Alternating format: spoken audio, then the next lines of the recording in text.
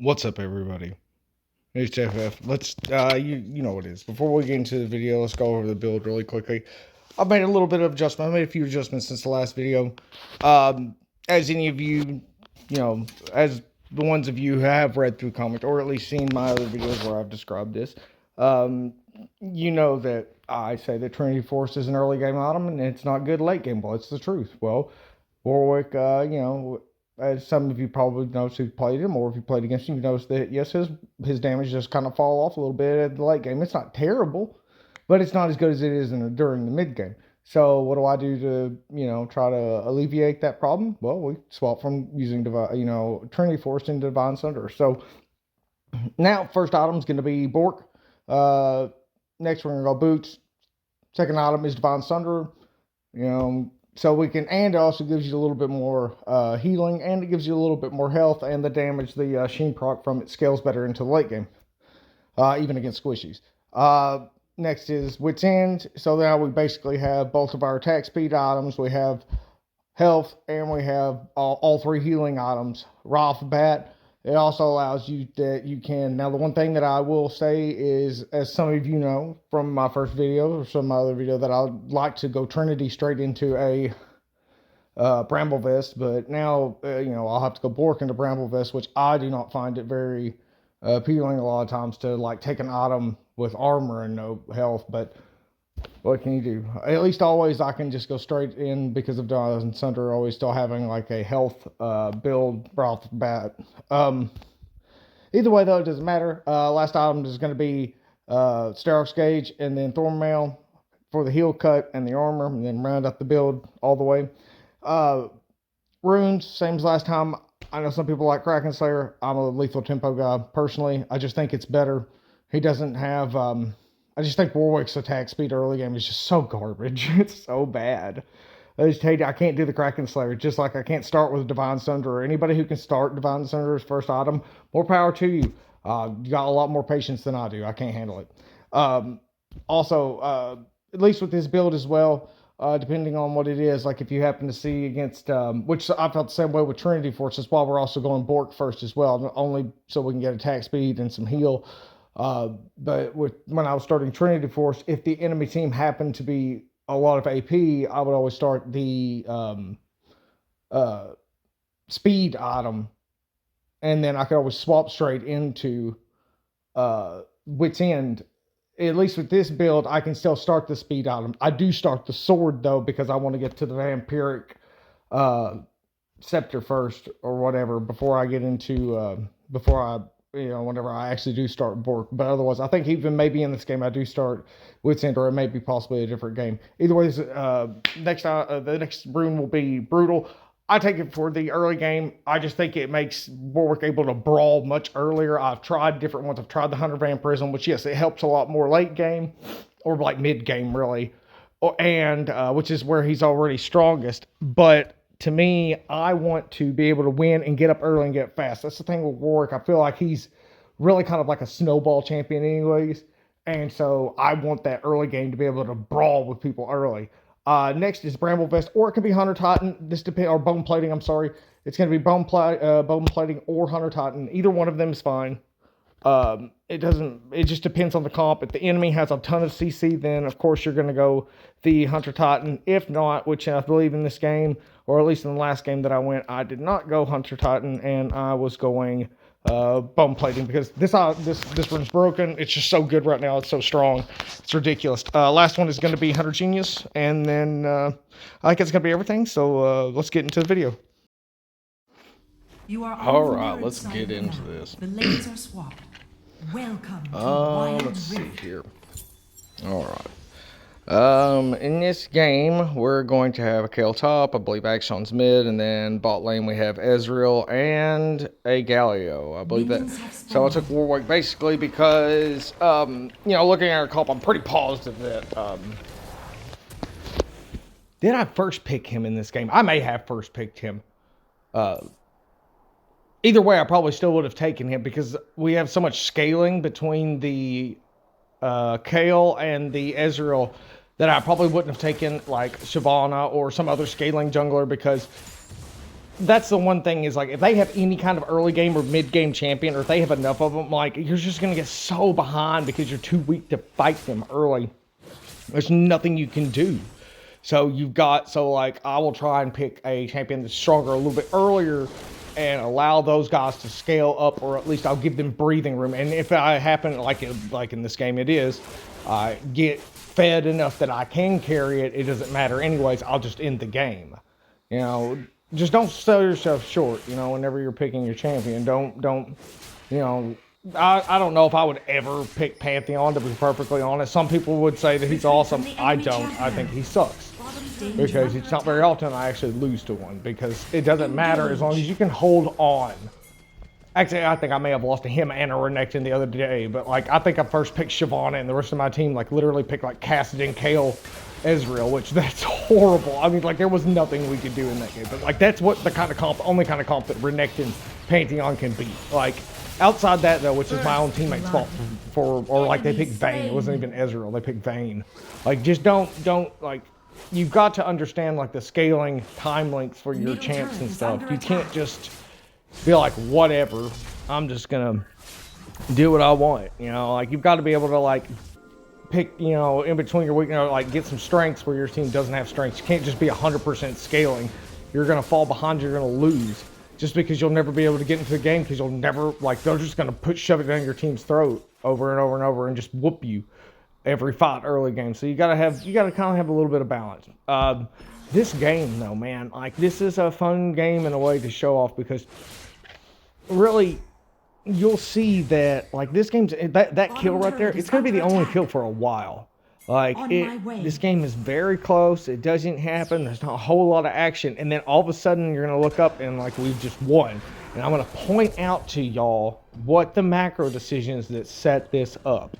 So basically, first of all, I loved that the Action came up with us and followed me. Like everybody knew that Warwick was on that, and I loved that even like my little like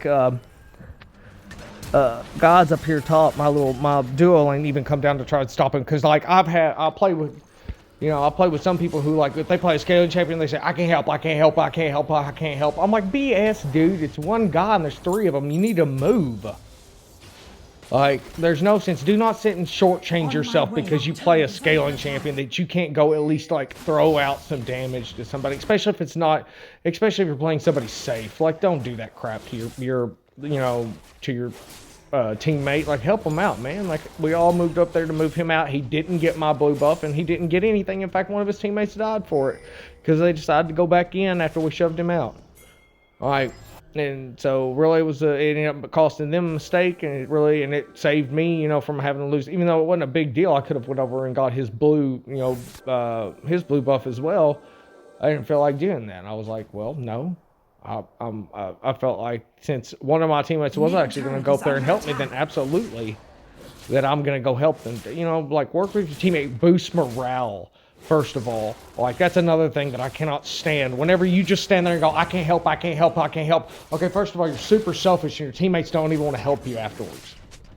Like if you just stand there and you're like, I can't do anything, and then you just watch them die, it destroys morale. Like at least attempt to help them. Like you don't have to die with them, but don't just stand there and watch them die. Like it's so freaking pathetic. Like it lowers the team's morale. They'll give up. So you just got to do those little things sometimes. It doesn't hurt to try, is what I'm saying.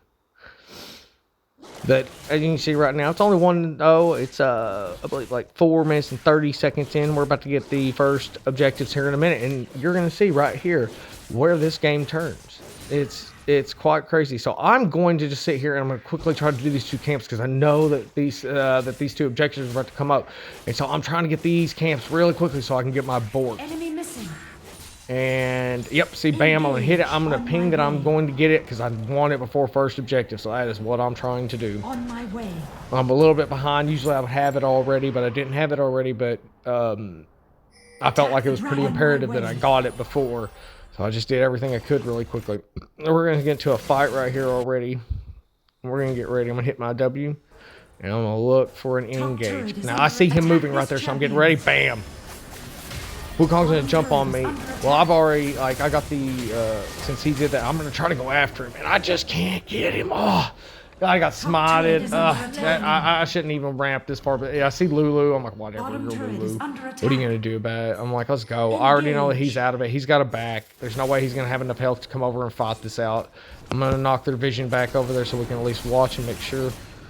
And see, right now, like their duo laner isn't even gonna come try. He's just gonna run up there. This guy's gonna sit and say, we should go over here and fight. No, I don't care about that.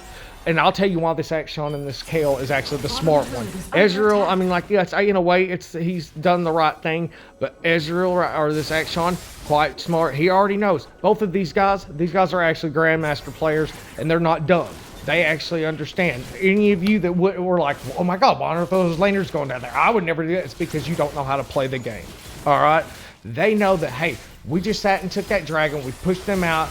They're going to come down here. They're running down here to get this second one. Do not say, oh, well, I got one objective. We got dragon. First of all, I wouldn't even normally go to dragon. I would go to Rift Herald. All right? Don't give your opponent, don't give them anything for free. Why on earth are you backing or like just going to lane to farm or whatever? Go help your jungler take the other objective and then drop it on them. Give them nothing. Do not give the other enemy team anything. If you take the dragon and then you beat them out and make them have to back and force them out of it and get kills and hold up their team, why on earth would you ever just give the other objective up? That's what bad players do. And that's why you'll see here in a minute why suddenly this game is going to go, because whenever you've seen this objective, look at it. Right now, it's only 4-1. Is this game out of, like, does those stats say that it's out of control? But I promise you this game's already lost, and you're about to see, because the gold difference between me and them and the power spike difference, even though I have scaling jungler or scaling teammates, I already told you I have a Kale, I have an Ezreal. They're both so weak right now. How on earth could we possibly win every single fight? Look, I just had an ally get slain. Like, you know why? It's because they went and they helped me get the objectives and they let me do what I needed to do. They helped me get, and they denied those resources to the enemy team. Why would you give those to the enemy team? That's what a poor macro decision would do. It's what a poor macro player. It's what you little diamond whatever players who think that you're the next great challenger or whatever, and you play like macro like a gold player still. Like, yeah, okay, you push your buttons a little bit better, buddy. Like, I'm proud of you or whatever, but like, you still don't have like any idea what's going on, you know, across the map. You have no idea what's going on. But I mean, you know, it's like Nice always says, this game's a negotiation, and we're constantly, redoing contracts around here. Everything should be a give and take. If I give something, I better be taking something else somewhere else. Or if I give the opponent anything, they better not have got it for free. I better did, just like in lane, if they take a minion, I better have damaged them. They shouldn't get the farm for free, and we shouldn't just give them Herald for free. Stop giving your opponent stuff for free. You wouldn't do it in business, you wouldn't do it in life, you sure wouldn't do it with your own money. Why do you do it in this game? It's ridiculous. Either way, as you can see here, now we're starting to go. I see this guy, I'm about to take him down, because I don't like Zed first of all. Sit and pushed him off. Boom, we hit top tower. I seen that he was in trouble, so I was going to rush down there and help him out. I can already see, I'm trying to see if I'm like, where is this guy? Oh, there he was. Why didn't I go and get him? No, I seen him. I knew it was there, but I was like, whatever. I'm just going to go down here and move on. I just didn't see the blood trail at that moment. Oh, it makes me so sad. There's a misplay. If I'd been paying attention a little bit better, I probably would have seen that. I just didn't notice him. But I'm going to get this tower anyways, which is fine. That's really what I was focused on, because I was like, okay, I didn't get towers. Oh, hey, Timo, I see you, buddy. I'm just going to walk away from him. Now watch, he's going to come back up here. Boom, oh. I'm going to finish him off. Bam. That's what he gets for stepping up. He wanted to sit and hit me. And so, we negotiated a little bit. I let him take a little bit of damage, put a little damage on me. I understood it. That's fine. And see, Kale, awesome. Already knows. Let me do this. Let me block out that. Oh, boom. Unstoppable. Stat, feared him off, blew him up. Attack the turret. Attack this champion. Stat took it in stride. Love it. Great play by Kale. Knew to throw his ult on me immediately. Blocked the damage because he knew that Wukong was coming for me. I knew he was coming for me too. But once again, I'm not that worried about it. I'm just gonna use my abilities the way I need to do it. Get a little heal. He threw the shield on me, and then while I had the shield on me, that allowed me to get my fear charged up, blow him off, Q for heal, and then just swing into him. I already know I've been farming well enough that I know that he can't be too far ahead of me, even if he was, which I don't believe he is. I was not there on time. That was a poor decision by me, but I had to back up. I just needed to make sure that I had my items. I'm going to jump right in and go right for them. See, actually, I'll move forward and I'm going into, well, whatever. Something happens. I'm not really sure if I got rooted or whatever. It's too late now. I'm not going to catch up there, so I might as well at least take the, you know, their stuff. I'm like, I'm going down here to get this guy because I already seen that he had moved down. I seen Kale go after him, so I'm going to spear him. Bam. And as you can see now, guys, look how quickly the game has spiraled out of control. You know why? Because one, we got the first dragon, then we got the first Rift Herald, we got the gold from it, and we've gotten all the towers because people went around and they allowed their teammates to play. They allowed me to get my objectives so I could then focus on helping them get their towers and then spreading the gold from the global gold and help maintain, help push the lead. Even though they're scaling champions, they're super weak. They should be behind most of these other champions, but they're not. We haven't lost a single objective now, and now that we're so powerful, the other team can't stop us.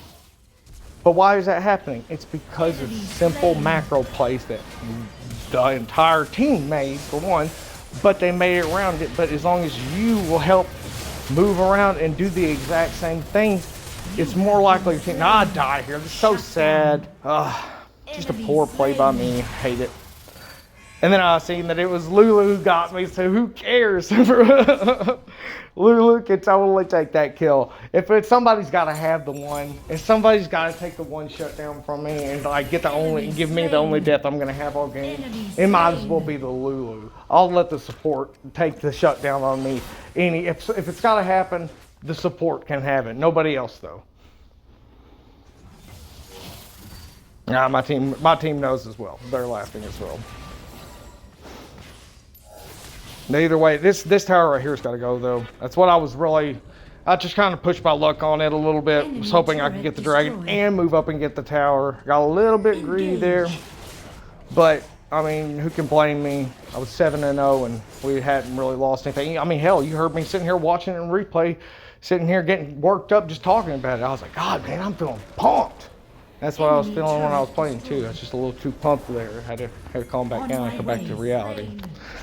But either way, we're going to sit here, we're going to go down here, and I can already see that my team's spotting, so I'm going to try and get up. I just got to get close enough to let my W fly. Oh, they got the kill without me. Darn, I wasted that for no reason. Oh well, not a big deal. We'll just farm, make sure we stay in the lead, and then just keep on trucking.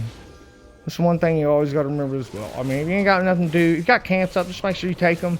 Yes, if there's nothing better to do, which I'm also a pretty big proponent that you should just try your best to at least finish the camp before and go and do so, especially if it's not pressing. Like if your opponent is fighting early, both with full health, more than likely they're not going to die in 2 hits, but a little bit later, yeah, maybe. I'm going to go after this person because I already know I'm so fat I can get this guy early and fast. I wasn't able to get him. Don't kill me, please. Yep, I'm going to flip. Did you see? Now, that was important. Did you see what I did right there? Use the minion to flip away from them to put separation on myself. These are the little things. Like, I know a lot of people say, like, oh, Warwick, I mean, like, yes, he is limited mechanically or whatever, but there are little things you can do. It's just like Aurelia.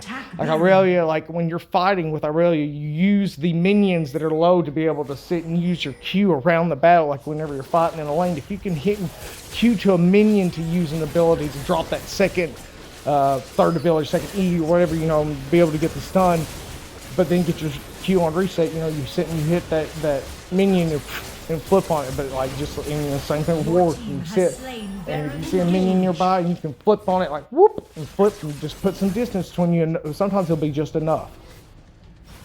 I'm gonna go after this guy. I knew he was gonna try to go, but I'm gonna flash right into him. Boom, big fear. That's another thing. I sometimes I'll waste my flash just being more aggressive, just because I know I can get an AoE fear. Flip, boom, dead. You have slain an enemy. That should be it. I believe that we will end the game now. Sitting here with Baron. Once again as well, my team actually understood to go and get Baron as well. whenever it's time. I'm just gonna hit my third ability and just slap the Nexus. Dominating. But as you can see, we had late scaling. You know, I had late game scaling teammates, and none of them, all of them ended up super ahead, and none of them, most of them, I don't even think died. I think early scale didn't die. Like, and it was all simply because of just great macro playing around the map, moving together as a team. These are the things that, like, you know, anybody can do. You can do them all the time. In fact, most of the time, I would say 90% of the time, the team that wins is the team that moves together as a team. Anybody who tells you this is a single player game is wrong. Stop just focusing on you. It's not the only way. You can't just win the game focusing on you. In fact, I would say like I said, 90% of the time, the team that moves more together sits and like notices, like when somebody pings and then like they start reacting, the team that like sits and reacts together, they win most of the time, guys. That's how this game's won. But either way, hopefully y'all will be able to take this in, then maybe apply a little bit of it to your future games, and then you can, you know, maybe get a little bit better with, you know, yourself. Thank you. Good job.